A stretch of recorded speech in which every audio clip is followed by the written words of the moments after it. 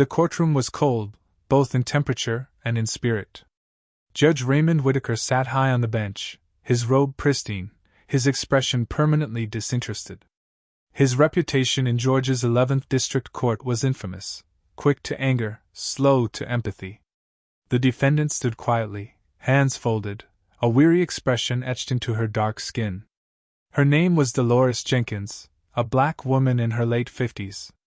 Everyone in the courthouse knew her, not because she had ever been on trial, but because for the past 8 years she'd mopped those marble floors, cleaned those court benches, and kept the bathrooms spotless.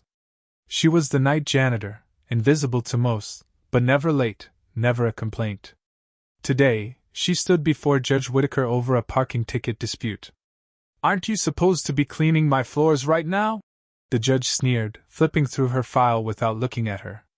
The courtroom chuckled softly, not because it was funny, but because no one wanted to be the one to cross Whitaker. Dolores didn't laugh.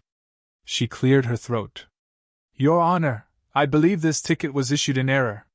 The handicap sign was recently moved and—" The judge raised a hand. "Miss Jenkins, you think you know the law now? You clean for a living, not argue statutes. This court doesn't have time for nonsense from people who don't even know how to park legally." That one stung. Dolores lowered her gaze, feeling every eye on her. The humiliation wasn't new, but today, something inside her shifted. She reached into her purse slowly. The bailiff tensed. Judge Whitaker rolled his eyes. "What now?" he muttered. Dolores pulled out a leather badge case, flipped it open, and placed it gently on the stand. It bore the seal of the United States Supreme Court, along with her name and federal credentials. The room went dead silent. Judge Whitaker's face turned a shade of pale rarely seen on a man so used to power. For a moment, the courtroom didn't breathe. Judge Whitaker leaned forward, squinting at the badge like it might be fake, like the janitor he mocked couldn't possibly hold such authority. This has to be a joke," he muttered. Dolores didn't flinch. "That's an official badge, Your Honor. Issued by the U.S. Supreme Court. I suggest you verify it." The bailiff stepped forward, hesitated, then gently took the badge and walked it over to the clerk's desk. A few keystrokes, a low gasp, and then, confirmation. "Yes, sir. That's real. She's listed in the federal database. Supreme Court Special Investigator, D.C. appointed." The murmurs began instantly. Someone in the back whispered, "I thought she was just the cleaning lady." Another muttered, "Wait, did he just insult a Supreme Court official?" Judge Whitaker sat back in stunned silence. His courtroom, his domain, now felt like it was slipping through his fingers. The power imbalance he had counted on was gone. "I didn't know," he began, but Dolores cut him off. "That much is obvious, Your Honor." Her voice was calm, measured, but sharp as glass. "You assumed my value based on my skin color and my uniform. You mocked me for being a janitor, without knowing I was conducting a federal audit of civil rights violations in local courthouses." A new wave of whispers flooded the room. "I've been stationed here for almost a year. Part of a quiet oversight program launched after a spike in complaints of racial and class-based discrimination. You just became Exhibit A." Whitaker's mouth opened but no sound came out. For the first time in his career, he had no control. Dolores turned to the clerk. "Please submit the body cam footage and full transcript of this hearing to the Department of Justice. I'll also be scheduling a meeting with the Judicial Oversight Committee." She paused, then added, "Effective immediately, I'll also be reviewing every case dismissed or ruled in your courtroom over the past 10 years, especially involving low-income and minority defendants." The judge looked like he might pass out. And just like that, the woman he dismissed as a janitor walked out, head high, badge glinting, leaving a courtroom forever changed. Dolores Jenkins didn't head straight to her car after walking out of that courtroom. She took the long route through the halls, the same marble corridors she'd scrubbed late into the night, while attorneys ignored her, and judges barely nodded as they passed. But Dolores hadn't always been invisible. 15 years ago, she'd graduated magna cum laude from Howard Law. She was sharp, passionate, and driven by the fire of justice, a fire lit the day her father, a Vietnam veteran, was wrongfully imprisoned for assaulting a police officer. It was a setup.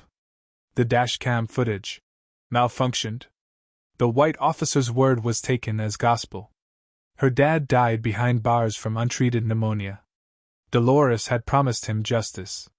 But she quickly learned that justice, in America, was a game only certain people were allowed to win. Despite her credentials, no one wanted to hire a young black woman from D.C. who spoke too directly and asked too many questions. When she did get work, it was often pro bono cases buried in legal red tape, and the judges she stood before? Too often, they were cut from the same cloth as Whitaker. So she joined a task force, a quiet program funded by federal grants to root out systemic bias in local courts. It wasn't loud. It wasn't televised. But it was real work. To get the truth, she had to disappear. And what better way to go unseen than becoming the janitor? For 11 months she pushed a mop. She ate in the break room. She listened. She watched as defendants were mocked, rushed, silenced. She watched lawyers cut plea deals with little effort, especially for those without money or degrees. And she documented everything. She'd seen Whitaker deny bail to a 19-year-old for stealing formula while letting a banker off with a slap for insider trading.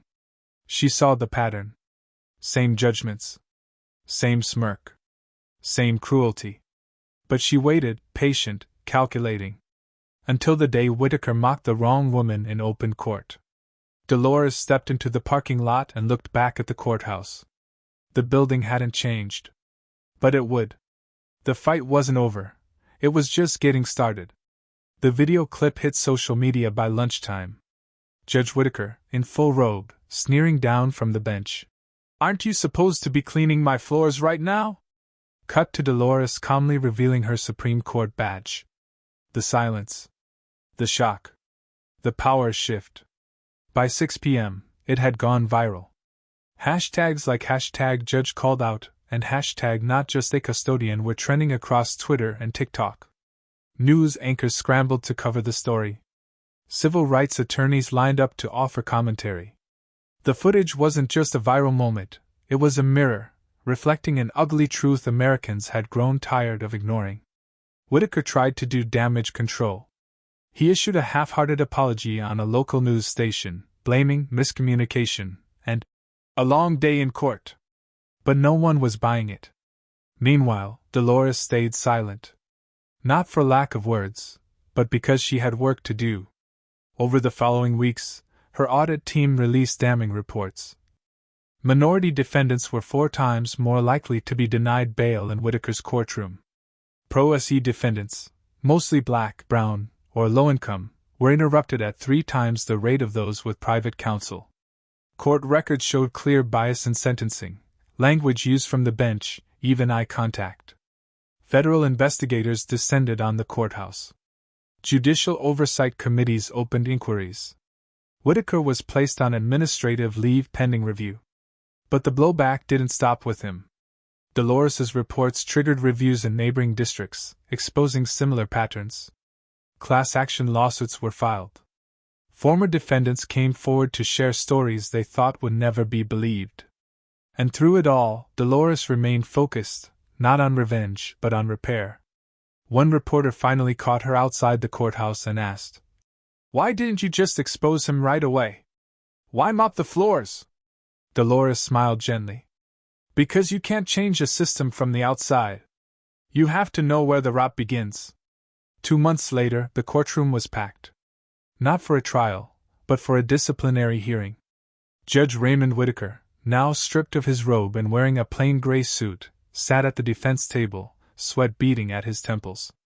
In front of him, a panel of justices and federal ethics officers reviewed the findings of the civil rights investigation.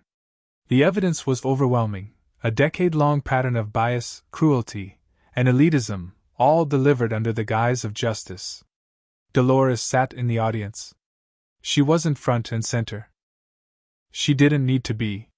Her presence was enough.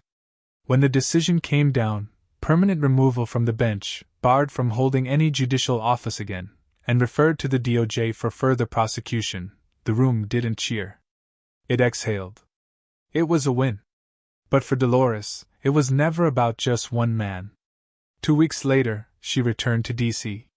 But she didn't go back to the marble halls of the Supreme Court. Instead, she accepted a new assignment, leading a national task force to recruit, train, and support young attorneys from underserved communities to enter the judicial system, as public defenders, clerks, and eventually, judges. One evening, as she closed her laptop, her niece, 11 years old and full of fire, asked her, "Auntie D, were you scared when he laughed at you?" Dolores smiled. "Oh honey, he thought he was laughing at me. But he just didn't know, I was already writing his ending." The girl blinked, impressed. Dolores tucked her badge back into its case and whispered, "And now, we start writing better beginnings." Outside, the night was calm. But somewhere in America, another courtroom was watching its step, because they knew someone like Dolores might be mopping the floor, or building the next revolution.